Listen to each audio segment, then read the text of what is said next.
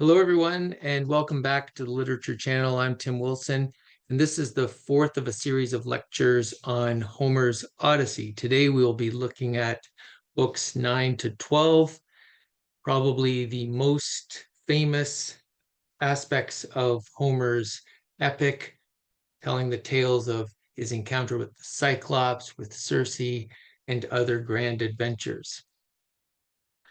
So we need to remind ourselves the context. He's on the island of the Phaeacians, and as book 9 begins, Odysseus praises the bard Demodocus, who had been singing tales, much like Homer is singing this entire epic.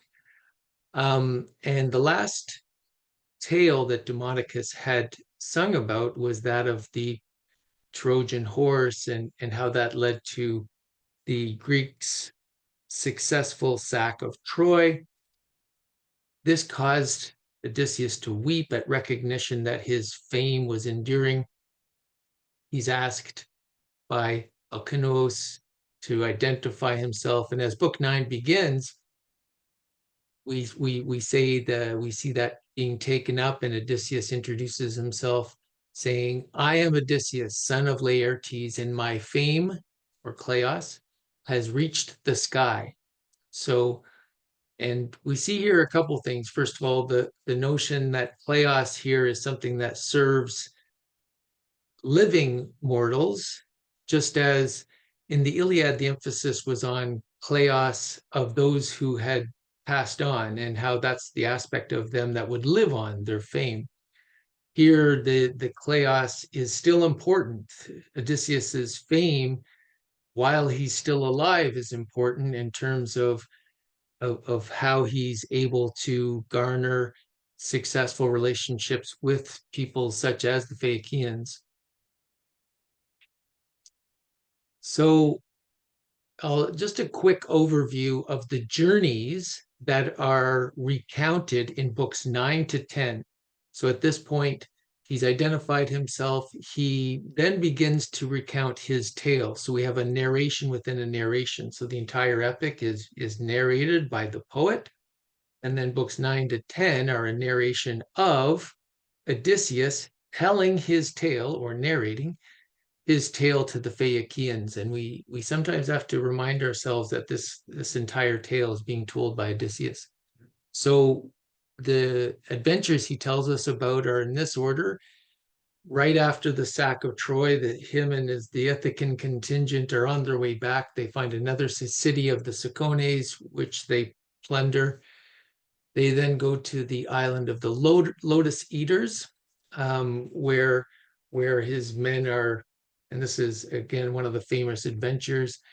They are tempted to stay longer. The people who eat of this lotus tree, they just have no desire to, let's say, move on forward in their lives, to aspire to the future. They want to live in the present.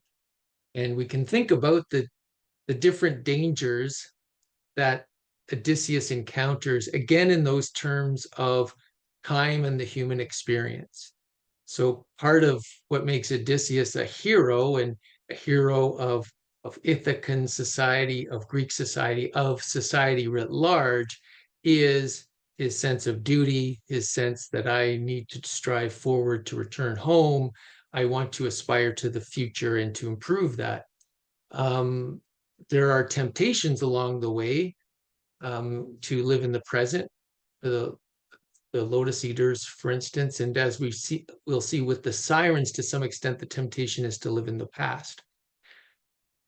He then goes to the Isle of the Cyclopes, and in particular the Cyclops Polyphemus, and we'll talk a bit more about that.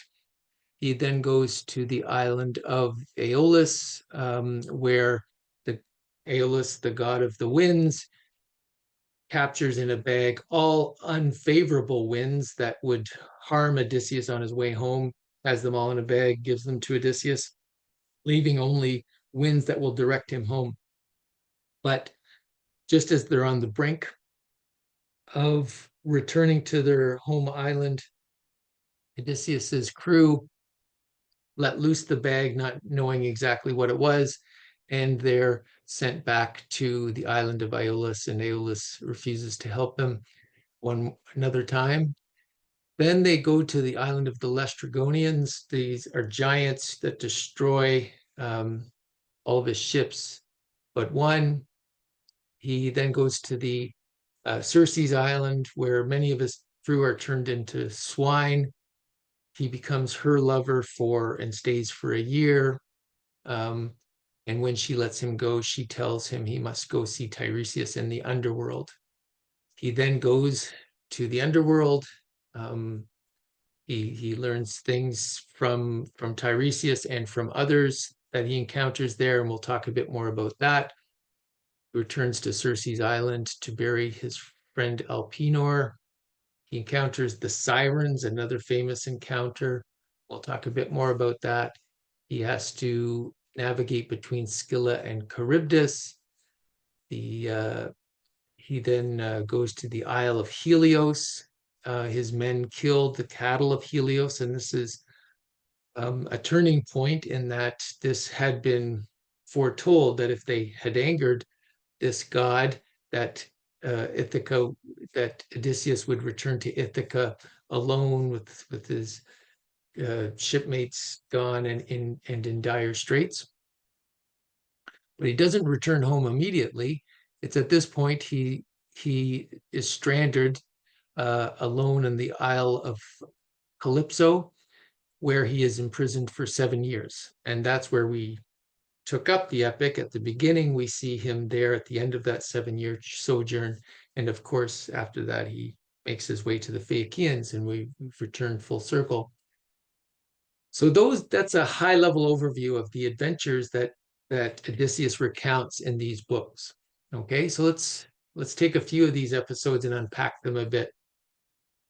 So in terms of the encounter with Polyphemus, probably the most famous of all his adventures, the Cyclops Polyphemus. And it marks, again, another example of this theme of xenia we've been talking about, the guest-host relationship.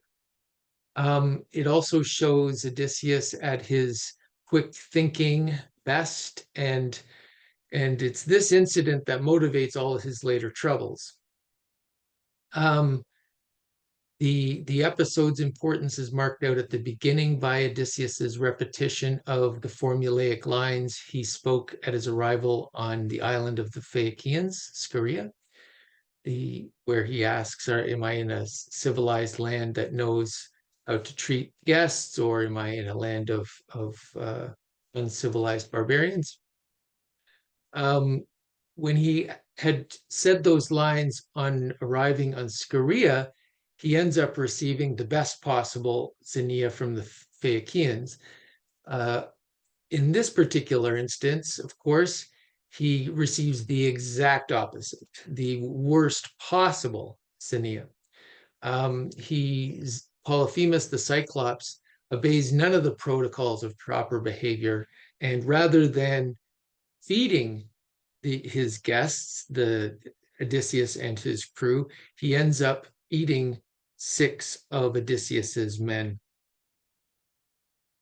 So as I mentioned, it shows Odysseus at his quick thinking best. They're trapped in a cave. They're trapped in a large cave that Polyphemus has rolled a huge boulder that no human could move. And at the mouth of this cave, so they're trapped in there. They're going to have to figure out a way to get out. Killing Polyphemus will not do, because if they kill him, that will mean that they'll never move the stone. They'll be trapped in there and will die of thirst or hunger rather quickly. So Odysseus devises a plan to get the Cyclops drunk, and then while drunk, he blinds Polyphemus. And we see a visual depiction of it here. I think in our introduction to Homer, I used an epic simile from this episode as a good example of Homer's epic simile, comparing the turning of the spear point in Polyphemus' eyes to the shifting of a large spar on a ship as naval shipwrights are constructing a naval ship. Odysseus also tells the Cyclops that his name is Utis, or nobody. So as the Cyclops is screaming out in pain, he calls out for help, and his friends, the other Cyclopes on the island, they say, "Oh, who's hurting you?" And he says, "Nobody. Utis is hurting me." And so they say, "Oh, okay, well then you must be being plagued by the gods. We're not going to interfere lest we be cursed."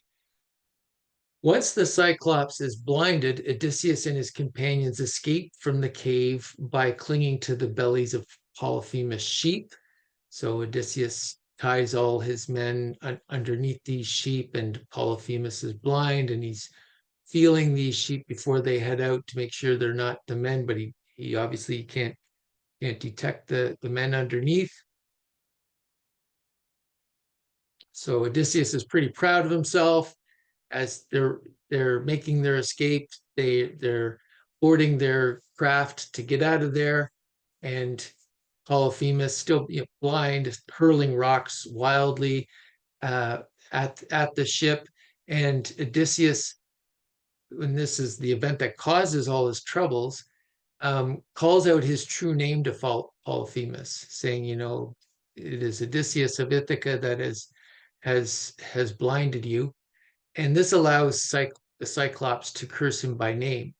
So either Odysseus does it out of pride, or he wants to ensure that his kleos, his fame, is perpetuated. Either way, we see an instance where Odysseus, although the episode shows him at his quick-witted best, it also shows perhaps our downfall through pride or through excessive seeking of kleos.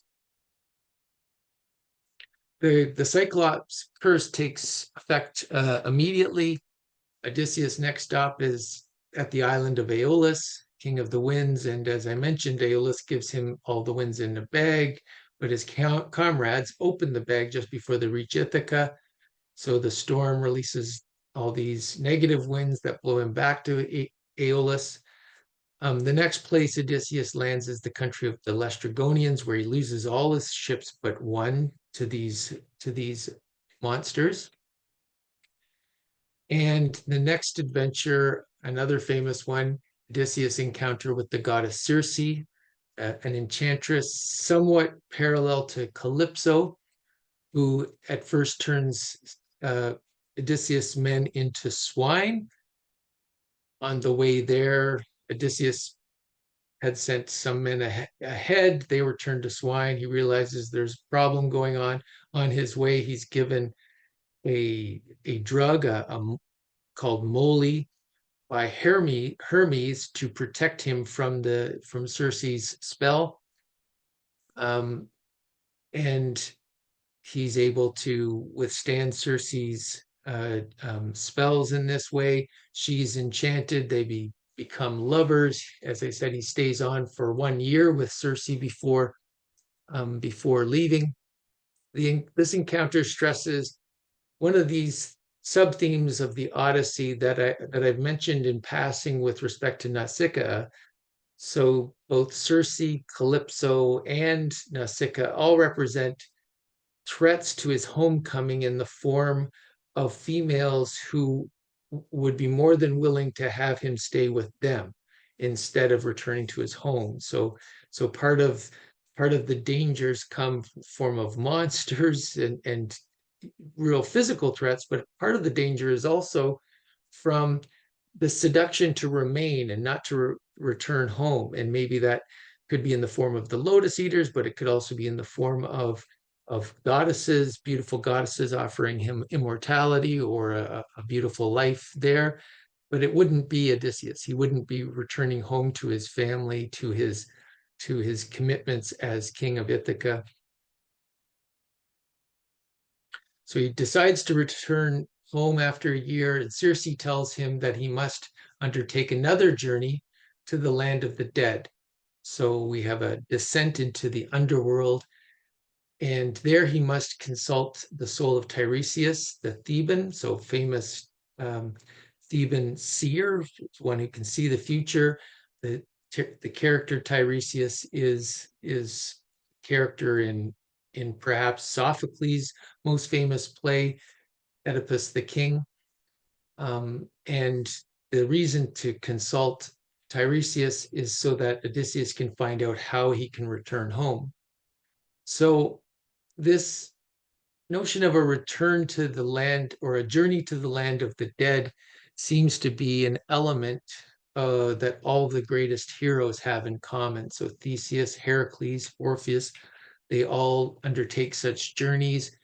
And it seems to be a myth theme, like a unit of myth that transcends a lot of, especially in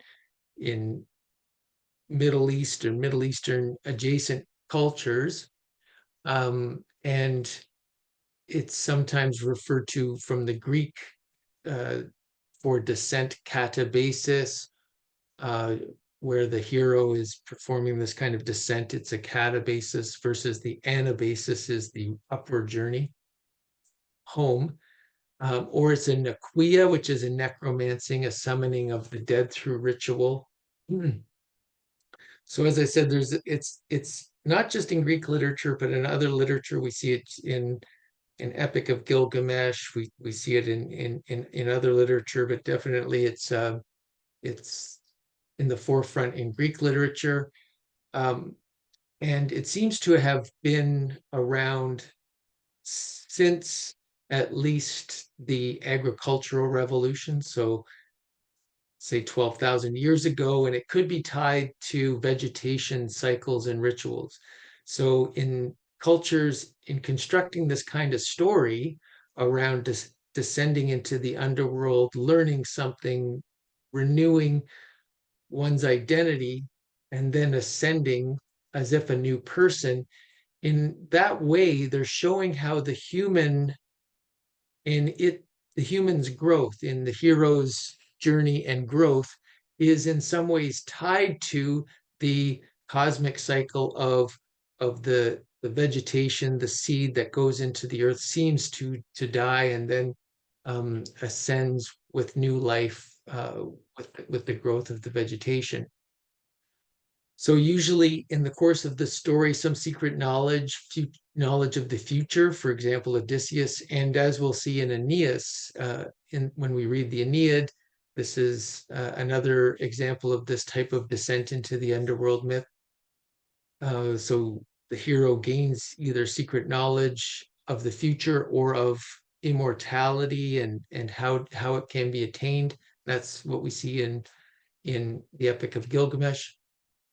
It involves some sort of heightened awareness about one's role, one's identity.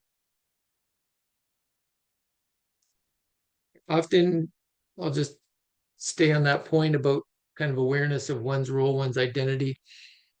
Kind of in a Jungian tradition, Carl Jung, this kind of archetypal myth, this archetypal story of the descent into an underworld and the return is seen as part of an archetypal psychological journey that all of us go on in some point of our lives. Maybe we encounter low points in our one's life. Maybe we feel low or depressed, but out of that challenge, out of that low point, one gains a new strength, gains a new sense of one's identity. So the story has links to, and one can see oneself to some extent pattern in a archetypal way in the stories of these heroes such as Odysseus.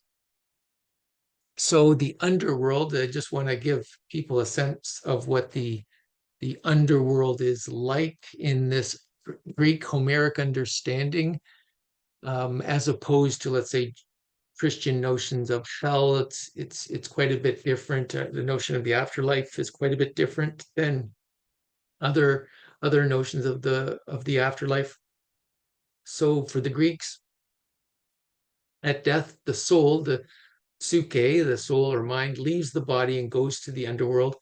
And the existence of the soul in the underworld is vague and unsubstantial. So we see here Odysseus encounters these souls, and they can't even talk until they drink blood from this pool that Odysseus has created from sacrificing animals at the site of this descent. Similarly, in the Iliad, Achilles remarks upon seeing the ghost of Patroclus, "Ah, God, so even in death's strong house there is something left, a ghost, a phantom true, but no real breath of life." So there's this wispy existence. You endure, but you're not conscious of your surroundings. You can't speak, you can't articulate where you are. You're not aware of your surroundings until, as I said, there's representing life, that blood is consumed, and then one can speak. So it's not a view of the afterlife that provides a great deal of consolation. So if you've watched the videos on the Iliad, we talked about how, for that reason, the Greek heroes in the Iliad cling to this notion that they have kleos. That's their afterlife. Their afterlife, how they will live on, is in their fame. It's not going to be in this type of wispy existence in the underworld. Now, I want to remind everyone of this difference between narrative order and story order that we talked about in the first lecture, I believe. So, because I mentioned, first of all, that we could see the descent into the underworld and the return as the marking of a new Odysseus. It marks a new change in our identity. And certainly with respect to stories, that's how it works. That's how it works in how the stories as narrated, told stories of heroes works, okay? And that's the case in the Odyssey. So we're told about his descent into the underworld in book 11 of the Odyssey, which is almost the middle of the entire epic. And it marks, let's say, this change from the heroic uh, the Odysseus that is on journeys and adventures with gods and monsters to his return to Ithaca and reassuming his rightful place in that society. Okay, so it does mark a logical point, or a logical, let's say, shift between the two halves of the book, in that sense of how the Odyssey is structured as a narrated work.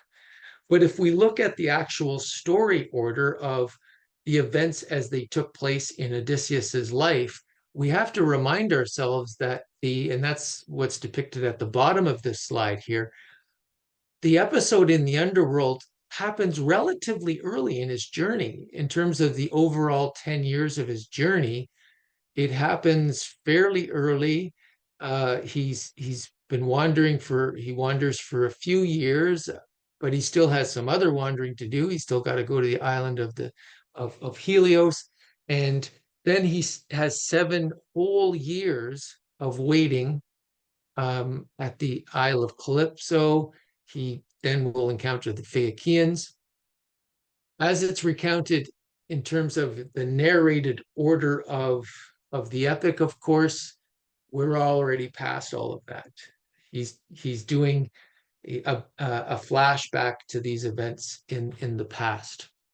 So the point could be there, I think, that these moments that change our lives, defining archetypal moments that I talked about, our descent into the underworld, are always turning points, or provide a symmetry for us as narrated, as the story is told by us.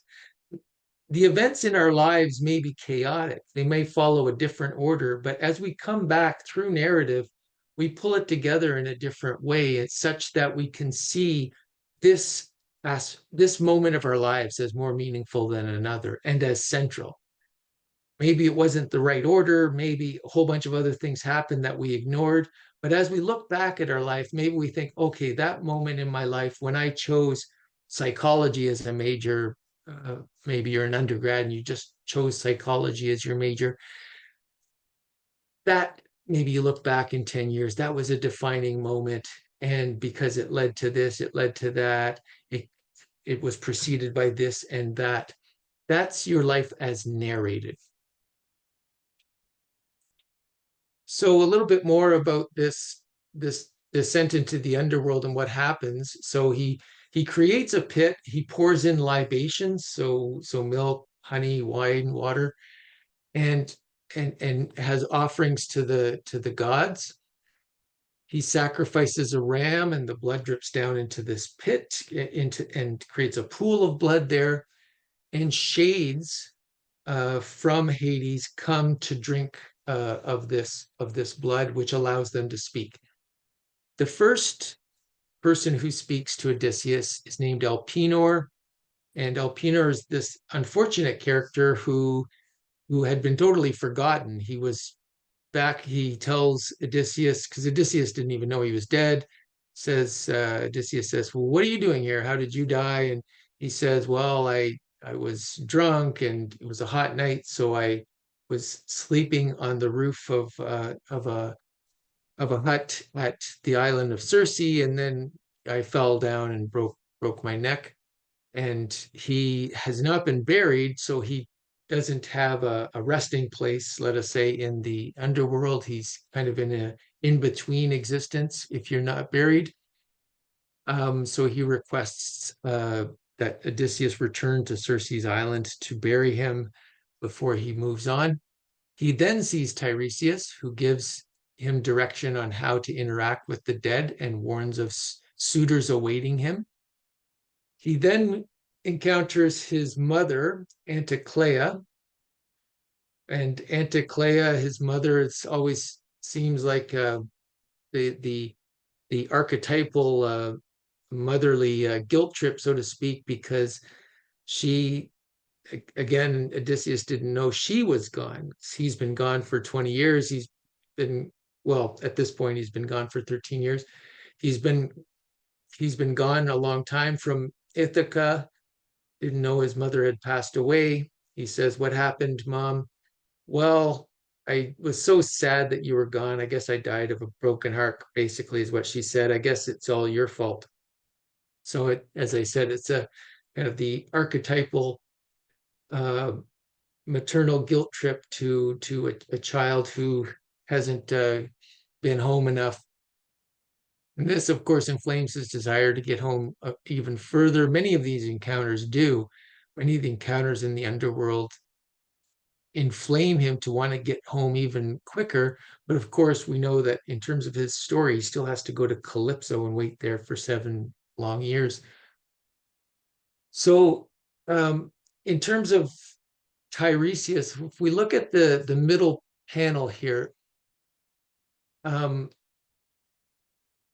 Tiresias tells Odysseus that he has two paths. If he controls his comrades so that they don't touch the cattle of Helios, remember we mentioned they end up going to this island where the god of Helios calls home, and he's has these cattle that are sacred to him, and the warning is not to touch this cattle.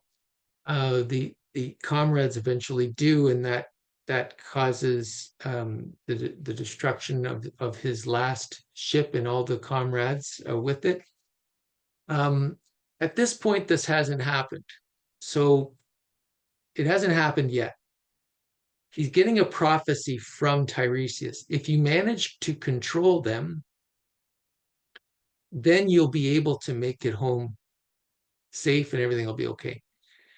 If you don't control them, though, your ship will be wrecked, your friends lost, and you'll return home after long suffering and with troubles at home. Okay, so the long suffering is the 7 years on Calypso, suitors at home when he gets there. None of that would have happened. The suitors wouldn't have happened. The long sojourn at Calypso alone, shipwrecked, if he had controlled his friends and they hadn't slaughtered the cattle of Helios. Now, that's the prophecy as told in Odysseus's kind of story, is the events that happened to him. Right now, he's narrating this in the past to the Phaeacians. All this has already happened. It's become fate. So if you kind of fast forward to the future where all these things have already happened and you're narrating backwards to these things, the prophecy that was given by Tiresias is no longer an if then possibility. It is now what has been fated. It's been sealed as he looks back. So Odysseus breaks off the narrative at this point, and it's an apt point to break off. It kind of reminds the reader of the narrative context that you're listening to a poet tell a story about a character who's been telling a story for several hours about his journeys to the Phaeacians in the court of the Phaeacians. So it reminds the reader of the narrative context. Also, Odysseus, being a good storyteller and being a master of rhetoric, is building up the suspense with his audience. So we always have to remind ourselves that he's telling this story in his context because he wants to win the best possible gifts from his hosts, the Phaeacians. He wants to impress them. And what an impressive tale already of encountering all these monsters. And now he's told them he's gone to the underworld and survived. And he's got them. And then he says, oh, okay, well, I'll just hold off there. And I think that's enough for tonight. And the Phaeacians beg him to continue. Like the king of the Phaeacians says, I'll stay up all night to listen to your tales. You can't stop now. So they vow to shower him with gifts and urge him to continue. And he does. And he tells the story that more stories that are even more bound to impress the Phaeacians. He tells of his encounter with Agamemnon, with Achilles, with Ajax the Greater, and with Heracles. So let's take those one by one. So he sees Agamemnon and says, and it's in that encounter that Odysseus discovers that, again, he discovers that Agamemnon's dead. He didn't know that. And he discovers that it was because of Agamemnon's wife, Clytemnestra, having murdered Agamemnon with her lover, Aegisthus, upon Agamemnon's return. Now remember, this has been a warning that we've heard before as readers or as listeners to this tale. We heard it told to Tiresias. We heard it told to Telemachus by Nestor, but this is the first time Odysseus is hearing it. It's underscoring this story as a possible parallel to Odysseus's story. Achilles is his next encounter, the great hero of the Iliad, the greatest when it comes to martial prowess of the Greeks. And Achilles had been given two possible fates, either a long life with no fame, live long, but die without recognition as an old person, or a short life, die young, but you'd be remembered forever. And Achilles ostensibly chooses the latter in the Iliad. And that's kind of a famous aspect of Achilles in the Iliad, that he would always want to choose that fame over a longer life. But here in the Odyssey, Achilles seems out of sorts, and Odysseus is trying to cheer him up. Your fame reaches the sky. You're so well known. You're the greatest hero of us. It must be great to be you. And Achilles responds, don't try to console me with your talk of fame. He says, better, I say, to break sod as a farmhand for some poor countryman on iron rations than lord it over all the exhausted dead. So he says it would be better to be the lowest mortal in the land of the living than the king of the underworld. So absolutely reversing that value proposition that prioritization that he's associated with in the Iliad.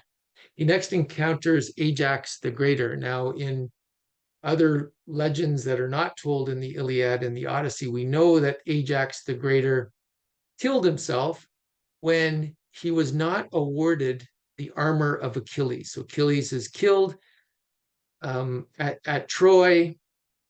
The Greeks have big rights in his name, and they try to determine which of the remaining Greeks is worthy enough to be given as a gift the armor of Achilles.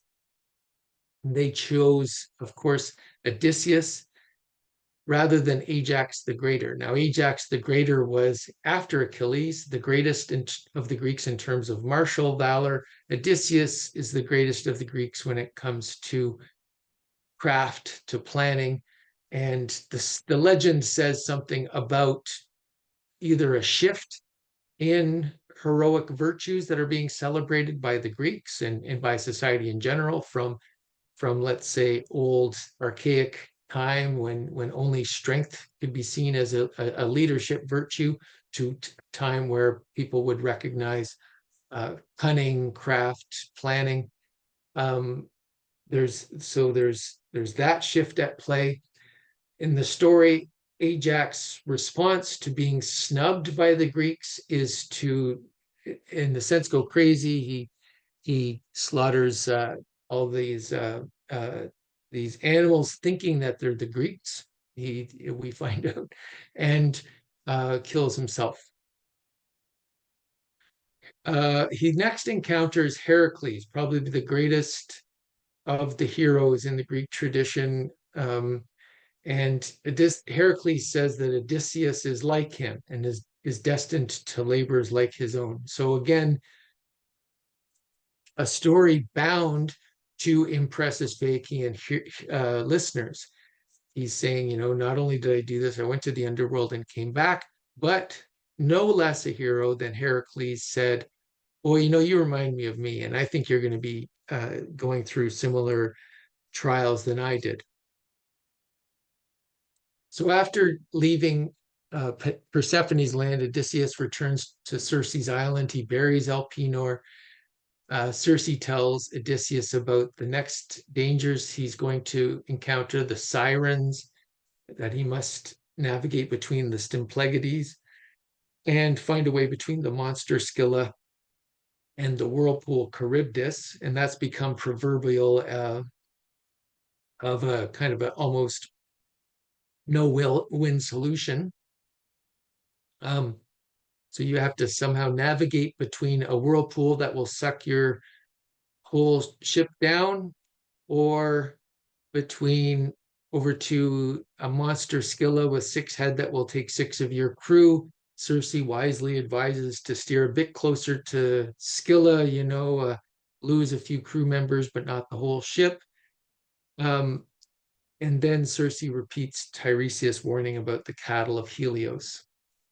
The sirens, the first of these upcoming adventures, of course, Odysseus, and this has become emblematic of Odysseus, and we talked a bit about this, how this was picked up by the later tradition, the Latin writers Cicero and Horace, how he wanted knowledge. He wants to hear the siren song, so he has himself tied to the mast of the ship, so he can't be beckoned by the siren song because it's going to be uncontrollable. Once he hears it, he's going to just jump over the side and swim to the rocks to his death.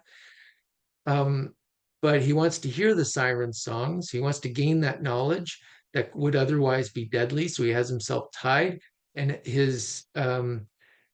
has his crew, their ears blocked with wax, so they can't hear the song, and he tells them not to at all listen to his pleas to let him go. The siren's song is in a sense a temptation to live in the past or the moment, rather again to strive for future achievements. So this is the siren song, or part of it at least. Come closer, famous Odysseus, Achaea's pride and glory. Moor your ship on our coast so you can hear our song. Never has any sailor passed our shores in his black craft until he has heard the honeyed voices pouring from our lips. And once he hears to his heart's content, sails on a wiser man.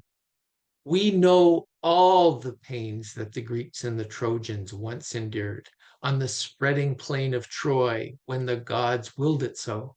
All that comes to pass on the fertile earth, we know it all. So we see here in this passage how the siren song comes to be associated with knowledge, certain deadly type of knowledge, obviously.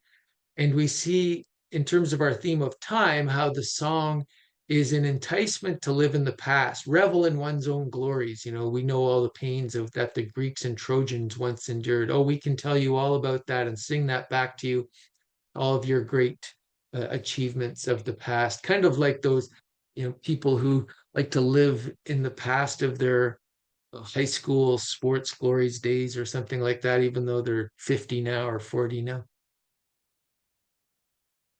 In due course, Odysseus comes to Thrinacia. He wants to sail past it without stopping it. So this is Isle of Helios. But his crew persuade him to stop just for one night. But they end up stranded there because they have unfavorable winds for a month. So the crew's starving, and they finally kill and eat some of Helios' cattle, but the cattle they're kind of charmed. So even as the cattle are slaughtered, but there's still moos and lowing coming from the carved meat. Odysseus does not eat any of this cattle. It's he shapes the account to show how he wasn't responsible and it wasn't able to stop them because he's gone off alone to pray, so a sign of piety, and there he's fallen asleep, so he's not there to stop them. And the other crew members sacrifice the cattle, and they promise to build a temple to Helios, but it's too late. So the winds change and the ship sets sail, but at Helios' request, Zeus sends a storm to wreck the ship, and only Odysseus escapes. And Odysseus' narrative ends here with his arrival back on Calypso's island where we first saw him. So this circle back to where we first saw him in book 5. So that's the summary and highlights of some of the key themes in books 9 to 12, the recounting of Odysseus's great wanderings. In our next lecture, we'll look at books 13 to 17, where we see Odysseus finally make it home on the island of Ithaca. Thanks.